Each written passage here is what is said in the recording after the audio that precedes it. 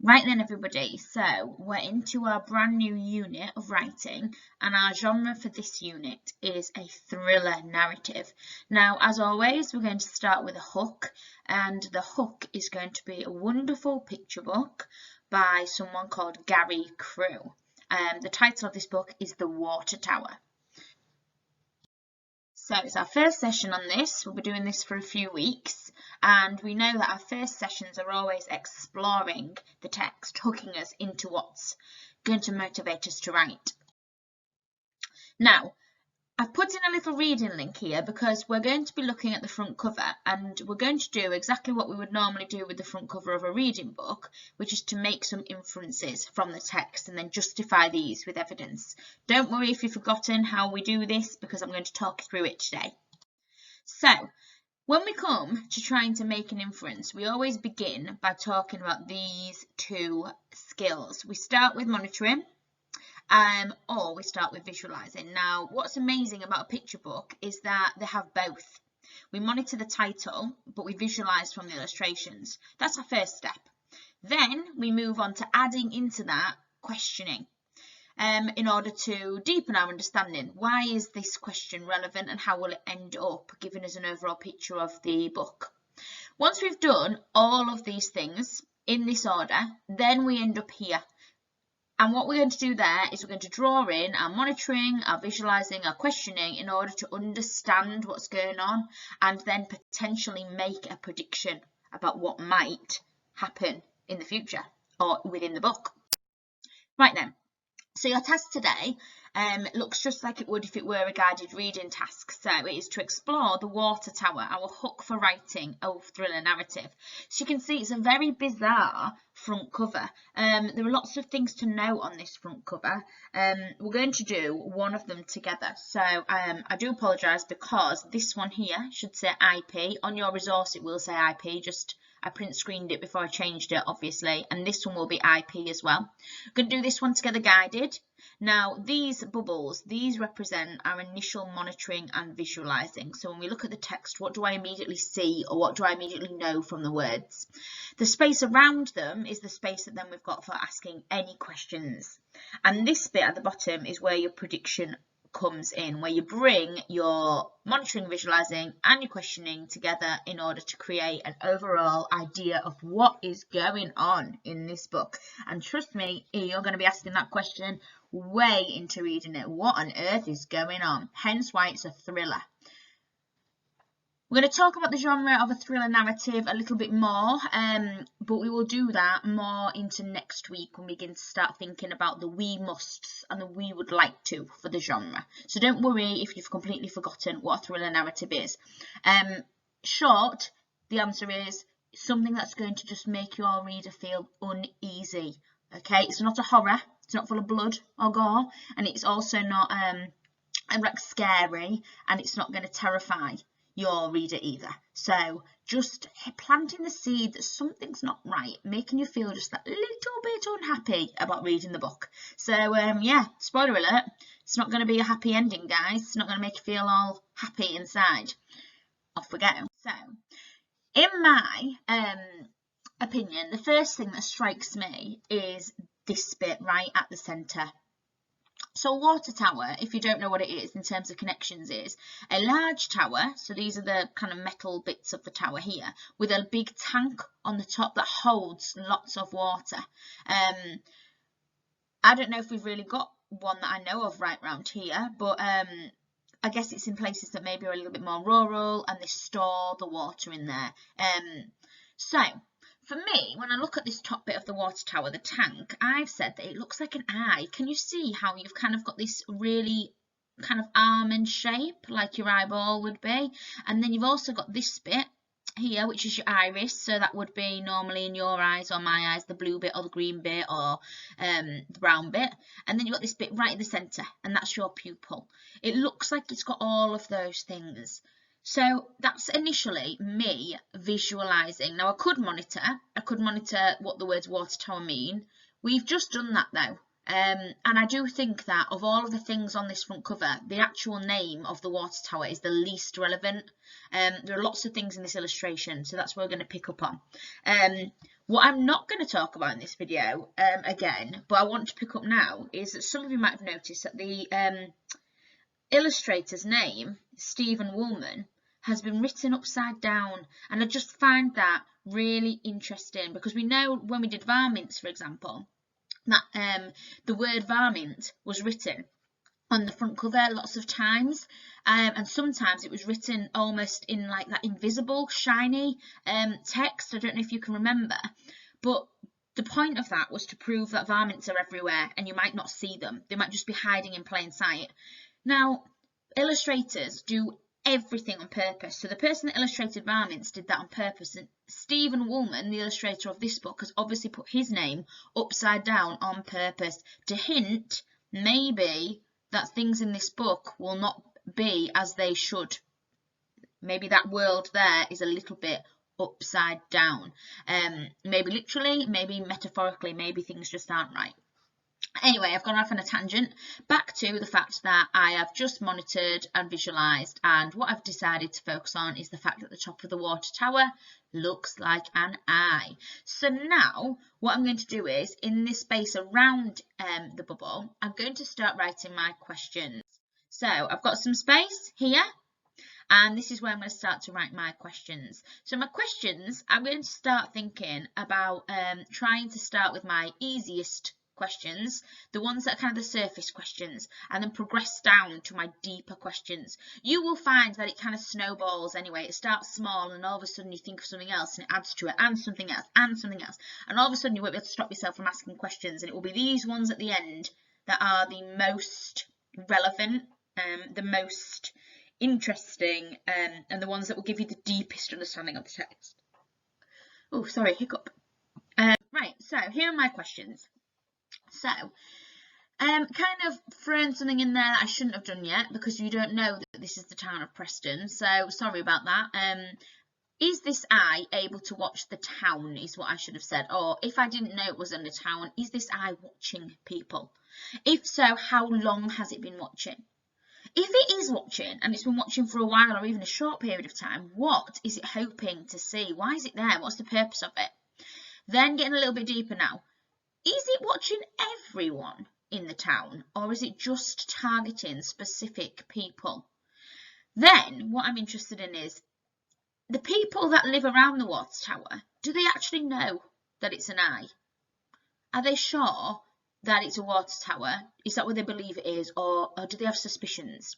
Now, then, my most important ones is, where is this information going? So if it's watching people, if somehow it's taking in details about the town and the people within it, where is this all going, and who is it that's decided to use it to observe people? Right, so that's what I've thought. Now obviously there's a lot more to monitor on this front cover. I've chosen the eye already, but you've got this element here. Almost looks kind of like a UFO beam, doesn't it? It almost looks like this is some sort of spaceship, and that's a beam. So already I'm thinking, oh, okay, a beam. What do I know about UFOs? My questions, I'm going to have to hold them back in, guys, because you know what I'm like. I get so passionate about books. I just want to talk to you about it forever. I've also got this here, these circles, these green circles that almost look like a ripple in water. We're on top of a hill, so there are quite a few things there. There's obviously the colour. Obviously we know that we talked about metaphor and colour before, how lightness represents hope and darkness can represent danger. Anyway, this should be independent now, so I'm going to try and stop myself from talking. I'd like you to pause this video and then you can begin. If you're working on a paper pack, you've got it all in front of you. So that's there. Please refer back to the picture on the video though, paper pack people, because unfortunately, because of how many packs we're printing, we're not able to print in colour at the moment, so you won't have the same colour copy that you've got on screen now. And those of you working on Teams, you can keep this video open, but the resource will appear in colour for you because it's done electronically. On paper, you just write in the circles and then write around. If you are working on Teams and for any reason it's not allowing you to write inside of these boxes that we've created, just write number 1 and then your visualisation and then all of your questions after it. So it should be nice and easy either way. Just if you're on Teams, find a place to type and don't worry about it not being exactly the same formatting. It's important that you do the skills, not that it looks this way. Right, pause the video now, have a good go, and then when you are ready, press play again, and then we'll go through what I have seen together. Please do it independently. Please don't just skip ahead because you are only cheating yourself. Right, see you in a minute.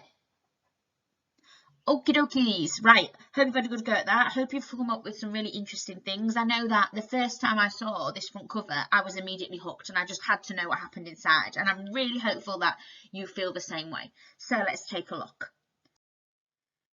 We talked about this bit before and how it looks like there is a green beam of light coming from underneath the tank. Before I did mention that around the tank we've got these rings, and these rings are ripples that are radiating from the tank at the centre. They're getting larger, aren't they? And the smallest circles are the ones that are around this tank. So it looks like almost like it's transmitting a signal, doesn't it, if it's not linked to water. So I'm moving on to my questions now. If you want, you can pause the video and you can edit and improve your own work, or you can just carry on. It's completely up to you. Right then, so my questions, starting with my more, starting with the less relevant questions, I guess. Is this beam of light searching for something or someone? It's important to ask, but it's not the most important question. Has it already found something or someone? And has it already beamed it up into the tank? So are we actually seeing the moment after that person was taken up? Is this light about to disappear? Is this tank actually a UFO? Has this tank or UFO ever beamed anyone else up to it before? So is this the first time it's happened? Or is this maybe the 100th? And then my most important question is, what happens when someone has been beamed up? If that's what's going on here, and this is some form of alien spaceship, I need to know what on earth goes on when somebody gets inside of there. This tank itself is really, really important, because not only has the illustrator made it look like an eye, but they've made it look like a UFO as well, and made it look like it's radiating. So it's not just one of these things, it's all of these things coming together. So surrounding the tank there are these ripples radiating from the centre. So let's take a look at the questions. Is the tank emitting a sound wave? So if we're going down the fact that it looks like a sound wave, then where are these sound waves travelling to? Now, my deeper question when I'm talking about sound waves is, are the sound waves somehow putting the residents of Preston into a trance? Again, I've told you that this is Preston, that's the name of where it is, but are these sound waves spreading out into the surrounding area? And if they are they doing something to affect the minds of the people around it? Is it like brainwashing, mind control? Now, if they're not sound waves, are these ripples in water? Do these ripples actually represent the water inside of the tank? We know it's a water tower, and we know that this bit of the tank contains the water. So is this what's happening inside and we just can't see it from the outside? If the tank is empty and there's no water in there, what is making these ripples outside in terms of these sound waves? But if the tank is empty of people and no one's in there and it is just water, how is the water moving? Because we know that we only get ripples in water when something moves. So it would be bizarre to have an empty water tower with stagnant water that then begins to ripple. Why is the water so green? The most important of those was, if that is just a water tower, a plain old water tower that started rippling, why? Okay, I hope you've had a good go at that as well. I hope you got some similar things as I did. If you haven't, you can pause and you can have a little bit of an edit and improve. Right, Now I'm going to try and tie all of those ideas together. I'm going to try and tie together the fact that it looks like an eye, that it looks like it's a UFO, and that it looks like the water is rippling. The reason I'm deciding that it's more of a water element than maybe like brainwashing is because it's called the water tower, but I can't discount the fact that I do think it might be some form of brainwashing as well. So this little person is representing all of us, and our brains are going to pull together everything. So this is what I have come up with. I would like you to pause the video though before you have before you see what I've said, because I'd like you to have a go at tying your kind of prediction and inference together, because what you've thought may be very different to what I think. Right, pause it now, have a good go, and when you are ready, you can press play. Okay, moving on to what I believe is going on, or will go on inside of this book based on the front cover. The water tower appears to be a regular tower. On first glance, I think it looks like the people will see it as something normal. But in reality, the tank at the top is really a huge alien spaceship that observes life in Preston. Regular sound waves are emitted by the eye as a way for the aliens to entrance the residents of Preston, luring them in towards the tower and into the beam of light that transports them into the alien spaceship. So I think by day, when it's daylight, this looks like a boring, basic water tower, and nobody really takes note of it. But it gets to night, and all of a sudden, this alien spaceship on top comes to life, and it starts to send out signals that wake people from their sleep, and these people slowly walk through the town, unaware of what's happening, unable to stop themselves, and when they finally get below the tank of the water tower, which is the spaceship, they are beamed up and taken away forever. Now, obviously, I'm not going to tell you whether that is true or whether that is false. I have read the book. You haven't yet. But let me tell you something. It is strange. It's weird. Yeah, so tomorrow, in tomorrow's lesson, we are actually going to start looking at the book. I will read it aloud. The whole book will appear on a video for you, and then we will have our task afterwards. So, hope you enjoyed doing that activity, and I hope that you are ready to find out the strange events of the Watchtower. Right, bye guys.